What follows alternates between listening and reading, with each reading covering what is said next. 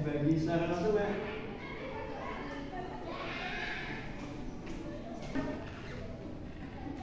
Silakan duduk, bagi. Ya Pak, terima kasih. Wah, ini bagi ya yang kemarin bilang saya. Iya Pak, benar. Bagi gimana kabarnya hari ini? Alhamdulillah saya baik. Bapak kabarnya bagaimana? Alhamdulillah saya sudah baik, Bagi. Bagi sekarang kesibukannya apa? Saya sekarang kuliah semester 4. Kamu semester 4 ya? Pasti sudah banyak tugas ya, Bagi? Iya Pak. Sebelumnya ada apa ya, Bagi datang ke ruang konseling ini? Saya sedang kebingungan Pak, sedikit ada masalah yang ingin saya ceritakan. Oke, sebelumnya Bagi sudah pernah belum mengikuti proses konseling ini? Sudah Pak, ini yang kedua kalinya. Oke, Bagi sudah pernah melakukan proses konseling ini, maka Bagi sudah tahu ya terkait peraturan yang ada di dalam konseling ini, dan juga Bagi sudah tahu mengenai asas-asas yang ada di dalam konseling ini. Iya Pak, saya sudah mengerti dan paham. Oke, sebelum saya mulai proses konseling ini, saya ada makan waktu dan dimana saya memberikan waktu kepada Bagi hanya 30 menit. Apakah kira-kira cukup? Cukup, tidak cukup Pak. Dan juga saya di sini mohon izin ya Mbak, ada laptop dan juga ada catatan di sini. Bila mana saya lupa untuk mencatat hal-hal yang sekira saya penting. Ya Pak. Oke, mungkin bisa Bagi ceritakan permasalahan apa yang sedang Bagi alami saat ini. Jadi gini Pak, saya kan sudah semester 4. Nah, orang tua saya itu maksa kalau saya setelah lulus nanti harus jadi dosen, jadi PNS. Padahal saya ingin sekali menjadi pengusaha saja. Oh, gitu ya Bagi. Kira-kira apa alasan orang tua Bagi untuk ingin sekali agar Bagi menjadi PNS atau dosen?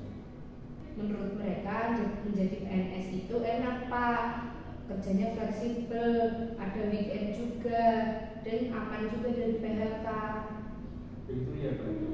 Maka dari itu Bagi ingin ya untuk menjadi pengusaha atau mengikuti permintaan orang tua Bagi menjadi PNS atau dosen. Iya benar sekali Pak. Sebelumnya Bagi sudah pernah belum membicarakan masalah ini kepada orang tua Bagi? Sudah Pak, bahkan berulang kali saya sudah membicarakan hal ini dengan orang tua saya. Namun mereka tetap dengan pendiriannya kalau saya harus menjadi dosen atau PNS. Iya, Bapak di sini paham dan mengerti apa yang Bagi rasakan. Di sini Bapak cuma bisa mengasih pandangan kepada Bagi tentang pilihan yang akan Bagi ambil. Bagaimana? Kira-kira Bagi ingin menjadi pengusaha atau ketika Bagi menjadi PNS atau dosen, orang tua Bagi pasti akan senang. Iya Pak, pasti orang tua saya akan senang ketika saya menjadi PNS. Apakah Bagi sudah memikirkan matang-matang sebelumnya tentang dampak positif dan negatif yang akan Bagi ambil?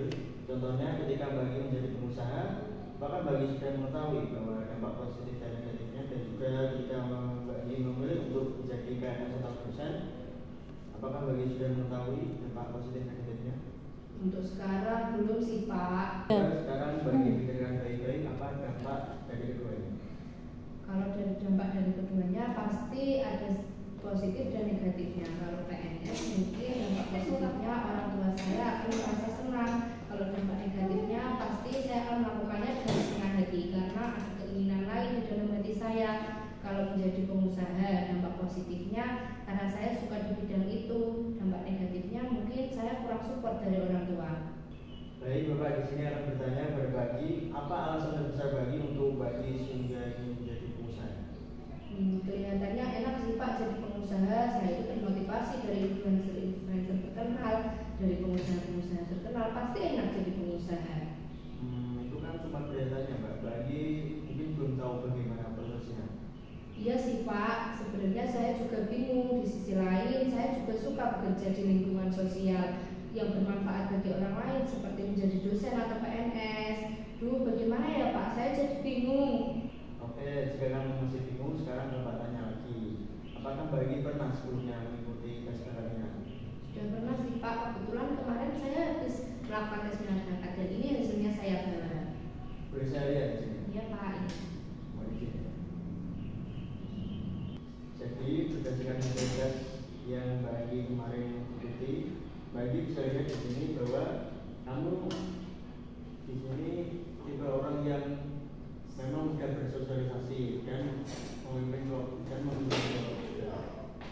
juga kamu pandai dalam mengerjakan orang lain. Dan saran profesi yang ditunjukkan itu ada guru, dosen, psikolog, dan juga akademisi. Nah, setelah melihat identitas ini, kira-kira Bagi sudah memiliki tujuan atau pilihan belum tentang permasalahan yang Bagi alami saat ini? Sudah Pak, memang sepertinya saya ini kurang menyadari apa kekurangan dan kelebihan saya, sehingga saya masih terpaku dengan ego saya. Saya sudah yakin akan memilih menjadi PNS atau dosen, sesuai yang orang tua saya sarankan. Apakah Bagi sudah yakin dengan keputusan yang Bagi pilih? Iya Pak, saya sudah yakin. Apa yang membuat Bagi begitu yakin? Setelah melihat dari tes tadi, selain itu saya jadi berpikir ternyata orang tua saya itu menginginkan yang terbaik untuk saya. Wah, Bapak ikut senang sekali memberikan keputusan yang Bagi ambil. Semoga niat baik yang Bagi ambil ini diberi jalan ya Pak. Dan Bagi jangan lupa berdoa agar kedepannya diberi kelancaran. Iya Pak, terima kasih atas doanya. Bagaimana perasaan Bagi setelah mengikuti proses konseling tadi?